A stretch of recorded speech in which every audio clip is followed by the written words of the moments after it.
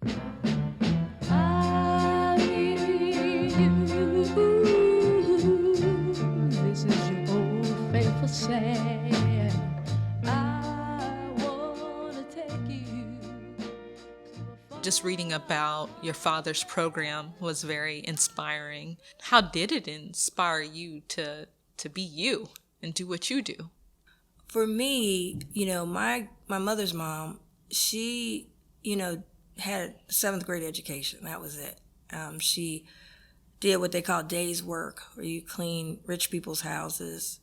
And she always said, I'm doing this, you never will have to. And then when you think about, I'm less than, a mile away now as a president of the Board of County Commissioners, it would be unthinkable from coming from that lineage. When I used to stay at my grandma's house, which I spent a lot of time there, she would take me to the West End Library because even though she only had a seventh grade education, she felt like that's the future. If I go in there and read, I might can't read, but you go in here and you're going to read.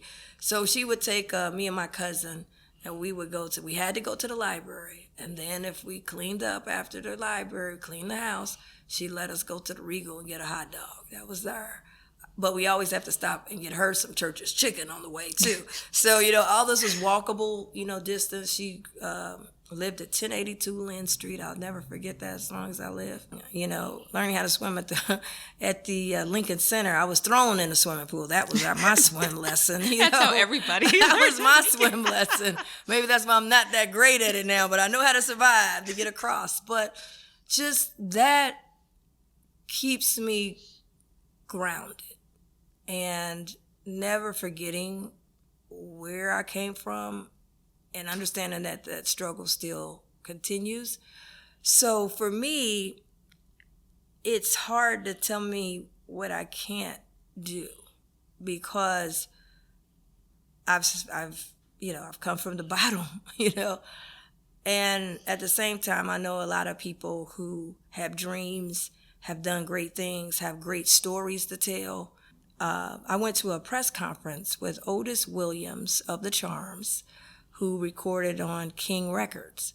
And he was standing with his walker, and we were across the street from the Andrew Brady Music Center, but it was called Andrew Brady Icon. It was called the Icon.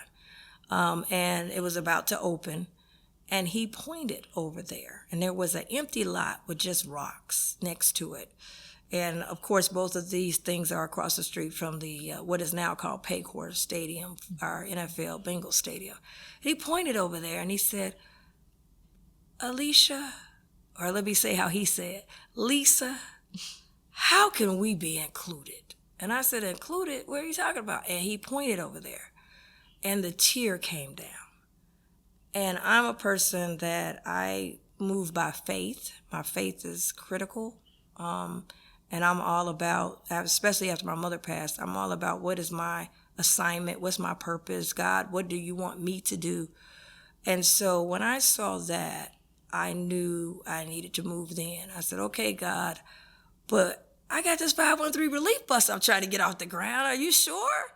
But the tear and the look at him that he was 80 years old, he was on a walker.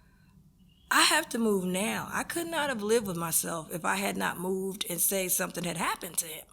So I ended up having my staff to run the Kinko's, and all I had was a flyer that I made up.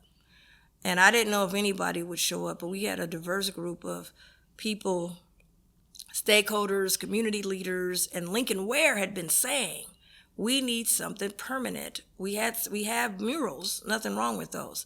But murals, they got to get repainted or they get painted over.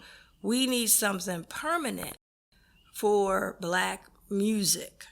And I just thought, okay, so I went over there, I had this press conference, stepped out on faith, nothing but rocks.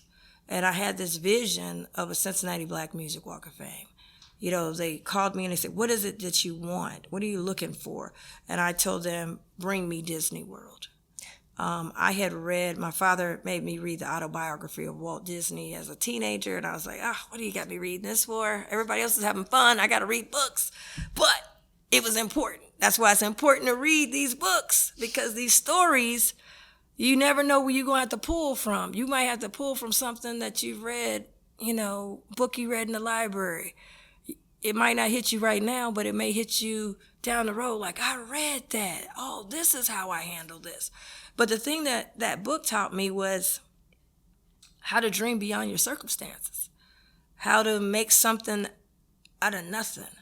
And it's going to be hard. People are going to think you're crazy maybe, but if you believe and you work toward it, they'll see it. And it also taught me that everyone doesn't get the vision.